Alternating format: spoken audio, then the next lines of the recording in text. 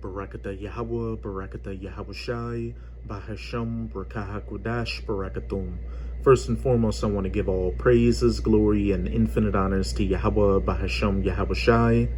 Double honors to the apostles and elders of Great Millstone who rule and teach well.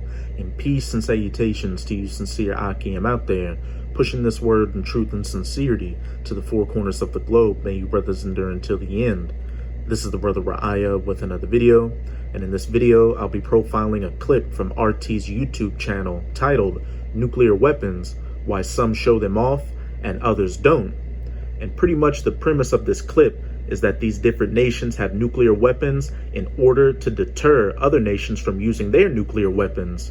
Pretty much these nations have these nuclear missiles, but they don't plan to use them. It's all a show of force. But nuclear conflict is inevitable. It's all a part of biblical prophecy for nuclear missiles to be shot to the ends of the earth during World War III. This is Revelation chapter 9, verse 12. One woe or destruction is past, referring to World War I, and behold, there come two woes more hereafter. World War II, which is past, and the first use of nuclear weapons were saw during World War II, and World War III, which is yet to come and will be nuclear. This is 2 Peter chapter 3, verse 10. But the day of the Lord will come as a thief in the night, in the which the heavens shall pass away with a great noise, and the elements shall melt with fervent heat. The earth also and the works that are therein shall be burned up. And what's going to melt the elements with fervent heat and burn up the works in the earth? Nuclear-tipped ICBMs being shot to the ends of the earth. So, nothing will happen to avert this nuclear conflict, World War III, from coming to pass. The Most High put the spirit on these different heathen nations to build up their nuclear missiles to fulfill prophecy.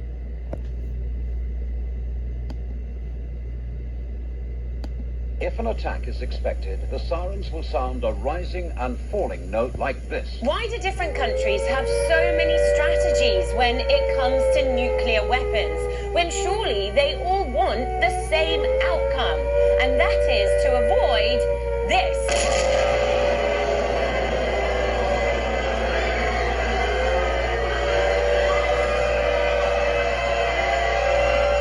And as we just read in 2 Peter chapter 3, verse 10, this is unavoidable, the elements melting with fervent heat and the works in the earth being burned up.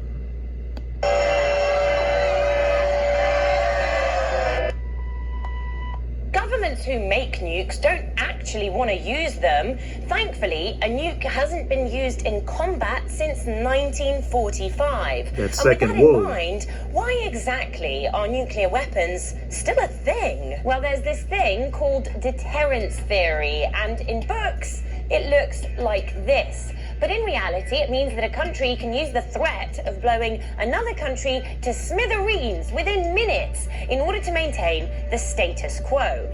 And in theory, that should stop governments from going mad and actually using their nuclear weapons. Another thing that's mad, quite literally, is mutual assured destruction. That's the assumption that all-out nuclear war would lead to the total annihilation of both sides. It's basically suicide, but it ensures that no one has an appetite for it. Which isn't going to happen. Contrary to what they put out in these movies, there are hypotheses that they have. The entire earth won't be destroyed when nuclear missiles are fired during World War III. Yes, missiles will be shot to the ends of the earth, but people will survive. The only place that's going to be completely wiped off the face of the earth is the United States of America, which is biblically known as Babylon the Great. It's going to get hit with 200 million nuclear missiles and be turned into the biblical lake of fire from sea to shining sea, and then a desolate, uninhabitable wasteland afterwards. And after the dust settles, the only people that are going to be coming into rulership are the children of Israel, which are the so-called Negroes, Latinos, and Native Americans.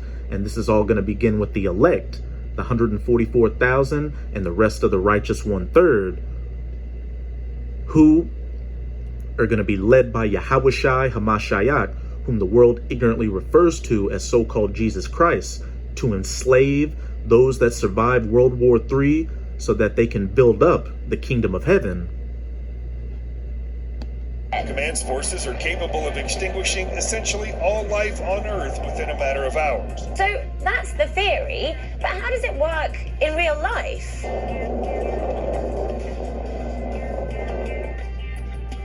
North Korea's already got a nuclear weapon, but it wants more. And Iran is giving the impression that it's trying to build a nuclear weapon, and it may actually be building a nuclear weapon. It really depends on who you ask.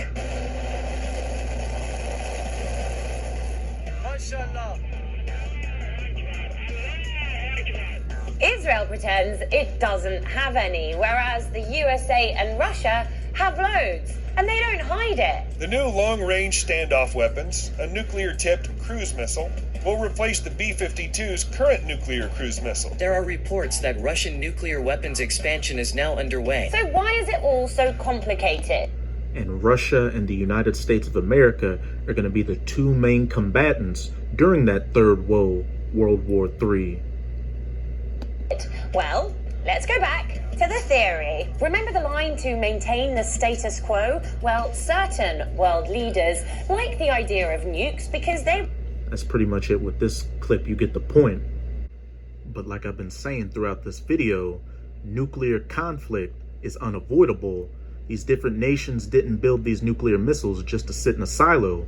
They have a purpose to fulfill the prophecies of Yahweh Bahashem Yahawashi. This is Joel chapter 2. I'm going to start at verse 1. Blow ye the trumpet in Zion, and sound an alarm in my holy mountain. Let all the inhabitants of the land tremble, for the day of Yahweh cometh. For it is nigh at hand, and it is very nigh at hand. If you've got that spiritual eye salve, you can clearly see that all these different end-time signs that Yahawashi Hamashiach told his disciples to look for are either in the process of taking place or taking place as we speak. And hey, once that third woe happens, it's game over. And that third woe is going to take place shortly after the linchpin of prophecy is fulfilled, the mandatory implementation of the MOTB, the charagma, that digital all in Revelation chapter 13, verses 16 to 18. A day of darkness and of gloominess, a day of clouds and of thick darkness, as the morning spread upon the mountains, a great people and a strong. There hath not been ever the like, neither shall be any more after it, even to the years of many generations. And that great people and a strong is talking about those nuclear missiles.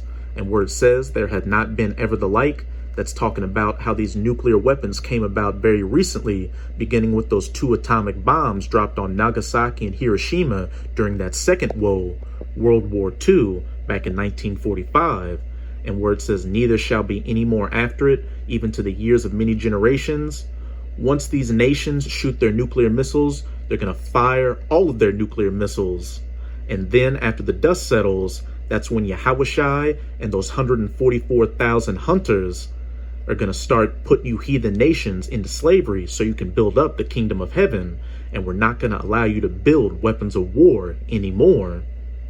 Verse 3, a fire devoureth before them, and behind them a flame burneth. The land is as the Garden of Eden before them, and behind them a desolate wilderness. Yeah, and nothing shall escape them. And that fire that devoureth before them is talking about that warhead at the front of the missile. And behind them a flame burneth is talking about the rocket booster on the back of the missile. And where it says the land is as the Garden of Eden before them, before those nuclear missiles hit their targets, the land looks normal. You have people, cities, animals, etc., etc. And where it says, and behind them a desolate wilderness.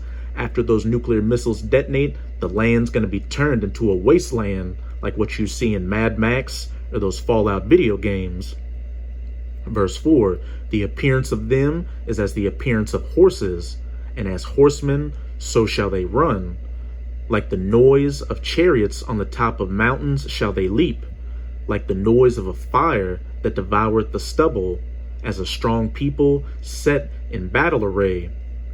And the reason the prophet Joel is describing these missiles as a great people, horses, horsemen, and chariots, you name it, is because what you have to remember is that when the prophets saw these visions thousands of years ago, they didn't know what a modern day nuclear missile was.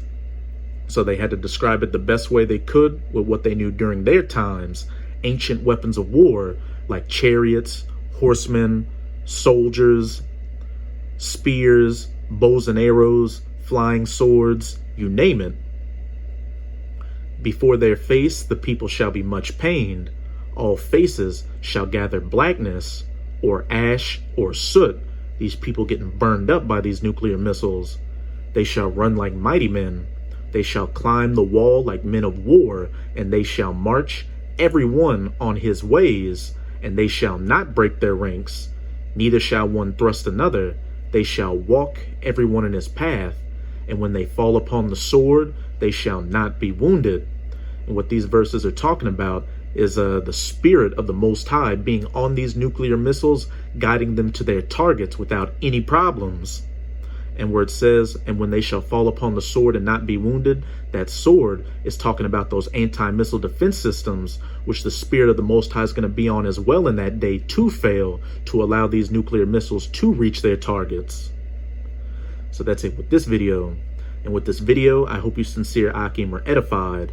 Do not be scared of the fact that nuclear war is going to take place. We should be rejoicing that nuclear wars is going to take place, and hasten that it happens quickly, because after this nuclear destruction takes place, that's when the kingdom of heaven is going to be established, and we're going to be at peace for eternity, ruling over these heathen nations. Back in 2 Peter chapter 3 verse 11, seeing then that all these things shall be dissolved, what manner of persons ought ye to be in all holy conversation and godliness, looking for and hastening unto the coming of the day of the Most High. So again, we should be hastening for these terrible times to come, because our peace comes after it. So with this video, again, I hope you sincere Akim were edified. Just keep strong and keep pushing this word. We're almost out of this final wicked captivity of the heathen nations, chiefly of the Edomites. And as always, I'm going to say Abad Babal, Kwam Yasharala, and until next time, Shalom.